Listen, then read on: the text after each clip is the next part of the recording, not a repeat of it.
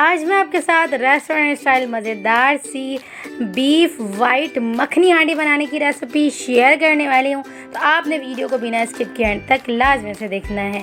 बहुत ही ज़्यादा कम मसालों में मज़ेदार सी डिलीशियस सी बन के रेडी होती है। जितनी ये दिखने में डिलीशियस और मज़ेदार सी लग रही है उतना खाने में तो बहुत ज़्यादा अलग लेवल का फील करवाती है। तो चलें फिर रेसिपी को स्टार्ट करते हैं।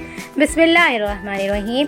क्योंकि हम ये गोश्त जो है ना कुकर में गलाएंगे तो यहाँ पर हमने तकरीबन भी कुकर के अंदर हाफ़ टेबल स्पून यानी कि अगर हम टेबल स्पून के हिसाब से लगाएं तो हमने हाफ़ टेबल स्पून तेल ऐड किया है। अगर हम प्याली के हिसाब से लगाएं तो यहाँ पर हमने हाफ़ प्याली तेल ऐड करने के बाद यहाँ पर हमने 2 टेबल स्पून भर के शाह ज़ीरा, हाफ़ टेबल स्पून साबित काली मिर्चें, 3 से 4 लौंग ऐड करके यहाँ पर हमने 2 अदद मीडियम साइज़ की प्याज को कट करके ऐड कर दिया है। लाइट सा नरम करेंगे, हल्का सा प्याज के ऊपर कलर देंगे।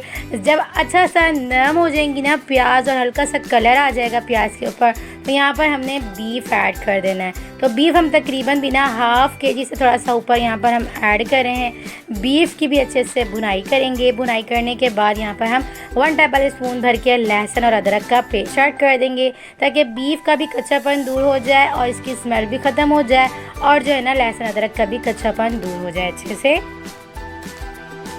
चाहे ना तो आप इसे कुकर के अलावा आप आम देगची में भी बना के रेडी कर सकते हैं, लेकिन कुकर में बनाने से ये होता है कि टाइम की बहुत ज़्यादा बचत हो जाती है। 20 मिनट के ही प्रोसेस में आपका गोश्त अच्छे से गल जाता है। अदरवाइज़ गोश्त के ऊपर बहुत ज़्यादा जो है ना टाइम लगता है, क्योंकि जो है ना कुछ गोश्त इस तरह के होते हैं कि अगर हम 45 से 40 मिनट भी मैक्सिमम जो है ना टाइमिंग होती है 45 मिनट, अगर हम 45 मिनट के अंदर भी इसे गला लेते हैं ना तो कुछ गोश्त ऐसे होते हैं जो बिल्कुल गलते नहीं हैं।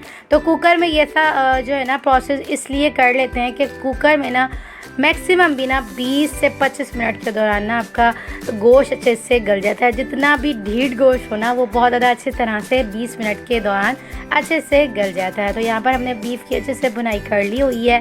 उसके बाद हमने यहाँ पर तकरीबन भी ना 2.5 गिलास के करीब पानी ऐड करके ढक्कन बंद करके 1 सीटी आ जाने के बाद इसे हमने तकरीबन भी 20 मिनट तक अच्छा सा गला लेना है।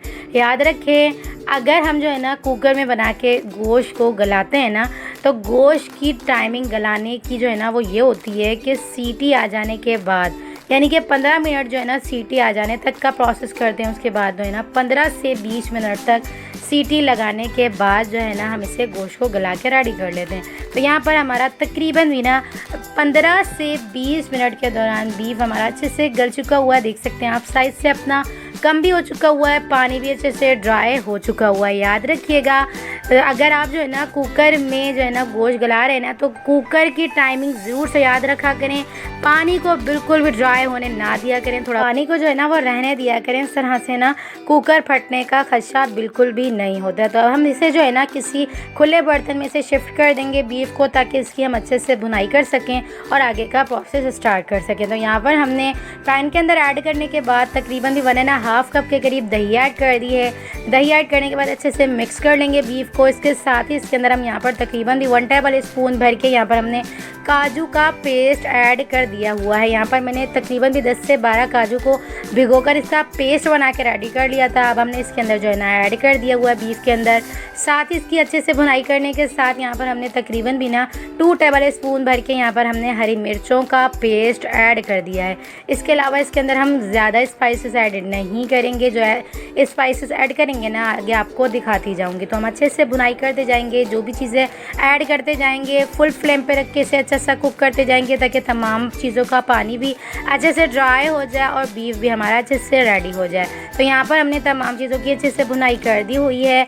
अब हम लास्ट में मेन जो है ना 2 इंग्रेडिएंट्स ऐड करेंगे जिससे ये आपका बीफ अपर लेवल का जो है ना मज़ा करवाने वाला है। तो यहाँ पर हमने तकरीबन भी ना 1 टेबल स्पून भर के धनिया पाउडर ऐड कर देना है। यहाँ पर हमने 1.5 टीस्पून भुना कुटा ज़ीरा ऐड कर देना है।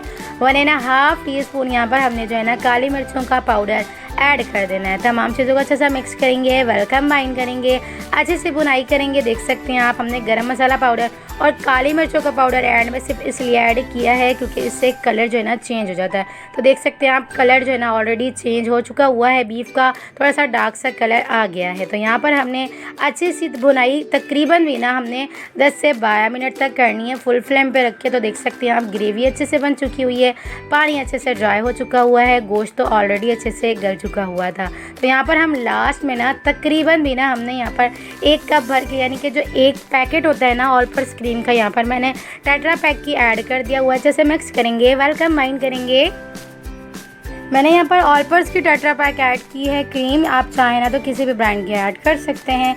अच्छा सा फ्लेवर देने के लिए आप क्रीम ही ऐड करिएगा। मलाई वगैरह इसके अंदर बिल्कुल भी काम नहीं आने वाली है। फ्लेवर के लिए आप इसके अंदर जो है ना टेट्रा पैक की ही क्रीम ऐड करिएगा। अच्छे से मिक्स करने के बाद इसे हमने तकरीबन भी ना 7 से 8 मिनट तक अच्छा सा कुक करना है। उसके बाद जो है ना यहाँ पर हमने लास्ट में ना यहाँ पर हमने तकरीबन भी ना गरम मसाला पाउडर तकरीबन भी ना यहाँ पर हमने 1.5 टीस्पून ऐड करने के बाद ना 3 से 4 टेबल स्पून यहाँ पर हमने पानी ऐड कर दिया है, ताकि मसाले का ना कच्चापन रहे नहीं, क्योंकि हमने गरम मसाला पाउडर एंड में इसलिए ही ऐड किया है क्योंकि एक अच्छा सा फ्लेवर आ जाएगा। तो यहाँ पर हमने तमाम मसाले ऐड कर दिए हैं जितने हमने स्पाइसेस ऐड करने थे। सिर्फ ये बेसिक ही मसालों में अमेजिंग सी मखनी हांडी बन के रेडी होगी। तो देख सकते हैं आप, अमेजिंग सी, मज़ेदार सी, फ्लेवरफुल सी और डिलीशियस सी हमारी बीफ मखनी हांडी बन के रेडी हो चुकी हुई है। आप चाहें ना तो इसे मटन चिकन में भी बना के रेडी कर सकते हैं और बोनलेस में भी बना के रेडी कर सकते हैं। तो देख सकते हैं आप, ग्रेवी कितनी अच्छी सी बन के आई है,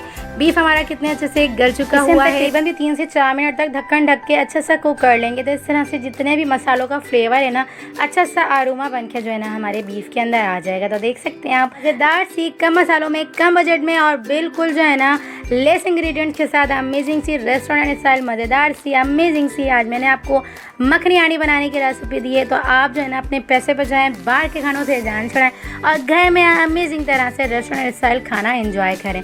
तो चलें जी, मज़ेदार सा हमारा जो है ना ये बीफ मखनी हांडी बन के रेडी हो चुकी हुई है। तो आप जो है ना इसे इंजॉय करें और मिलते हैं फिर नेक्स्ट वीडियो में। जब तक अपना ख्याल रखिएगा। चैनल पर नहीं हो तो प्लीज़ चैनल को भी सब्सक्राइब कर लीजिएगा। बेल आइकन के बटन को ज़रूर से प्रेस करिएगा ताकि मेरी हर न्यू आने वाली वीडियो आप तक आसानी के साथ पहुंचती रहे। तो चलें जी, मिलते हैं नेक्स्ट वीडियो में। जब तक अपना ख्याल रखिएगा, मुझे दुआओं में याद रखिएगा। मिलते हैं नेक्स्ट वीडियो में बहुत ही आसान, सिंपल और यूनिक सी रेसिपी के साथ। अल्लाह हाफ़िज़।